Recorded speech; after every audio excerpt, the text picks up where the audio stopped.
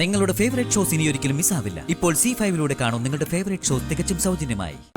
എന്തും തീരുമാനിക്കാനുള്ള സ്വാതന്ത്ര്യം അച്ഛനെ പോലെ അമ്മയ്ക്കുണ്ട്. പക്ഷെ പൂജ തുടങ്ങിയതിന് ശേഷമുള്ള ഈ മാറ്റം അത്ര ശരിയായില്ല. ഇത് ചതിയാണ്. മക്കൾക്കിനി ഒരു പണം പോലും കൊടുക്കില്ലെന്നും അവരവരുടെ കാര്യങ്ങൾ അവരവർ നോക്കണമെന്നല്ലേ അച്ഛൻ പറഞ്ഞിട്ടുള്ളത്. എന്നിട്ട് പണം മുഴുവനും ഒരു മകന് മാത്രം കൊടുക്കുന്നത് ചതിയല്ലേ?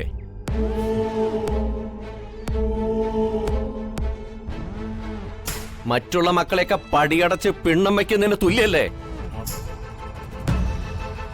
അച്ഛമ്മയുടെ കയ്യിൽ ഗുണദോഷങ്ങളുടെ കുറെ സ്റ്റോക്ക് ഉണ്ടല്ലോ. ഇതിനെക്കുറിച്ചൊന്നും പറയാനില്ലേ?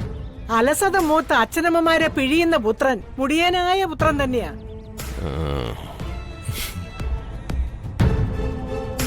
അല്ല, ഹരിതമോള് കോടീശ്വരിയാണല്ലോ.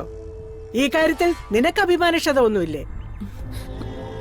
സ്വന്തം അച്ഛനും അമ്മയും മോന് പണം കൊടുക്കുന്നതിന് ചൊല്ലി എനിക്ക് അഭിമാനക്ഷത ഉണ്ടാവേണ്ട കാര്യം എന്താ?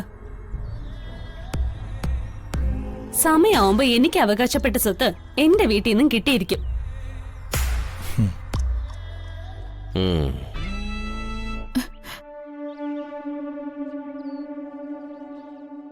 സമയാവുമ്പോഴോ? അത് കൊള്ളാം. ഭർത്താവ് ഒരു മരുന്നിന് പോലും പോക്കില്ലാതെ പാപ്പരടിച്ച് നിൽക്കുവല്ലേ.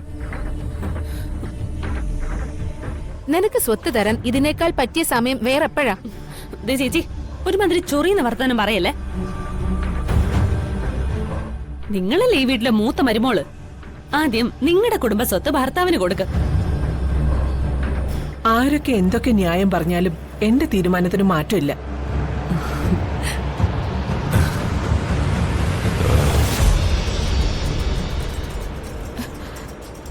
വീട് വെക്കാനുള്ള പണം ഞാൻ മനോജിന് കൊടുക്കാൻ പോവാ.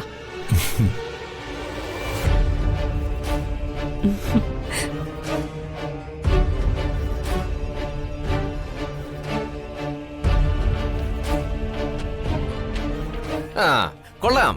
ഉഗ്രം നാടകം കളി. എല്ലാവരും കൂടി കൊച്ചു വെളുപ്പാങ്കാലത്ത് എഴുന്നേറ്റ് വന്നത് എന്തിനാ? ഇതൊക്കെ വീട്ടിൽ വെച്ച് പറഞ്ഞിരുന്നെങ്കിലേ ഓട്ടോ കൂലിയെങ്കിലും ലാഭിക്കാമായിരുന്നില്ലേ?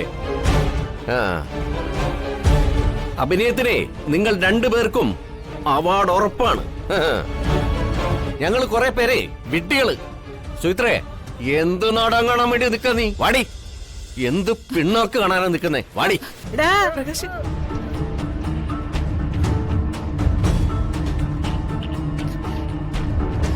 എന്നാ പിന്നെ ഇവിടെ കിടന്ന് ബഹളം വയ്ക്കാതെ എല്ലാവർക്കും ഇവിടെ വീട്ടിലേക്ക് പോകാം.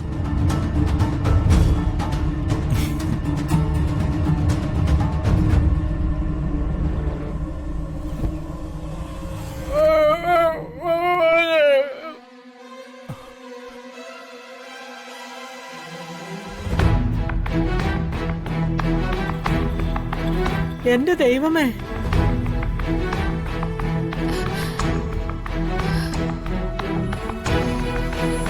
നിലവിളക്ക് കരിന്തിരി കത്തി കെട്ടല്ലോ. മാധവ, ഇനി അടുത്ത കാലത്തെങ്ങും ഈ വീട് പണി നടക്കാൻ പോകുന്നില്ല.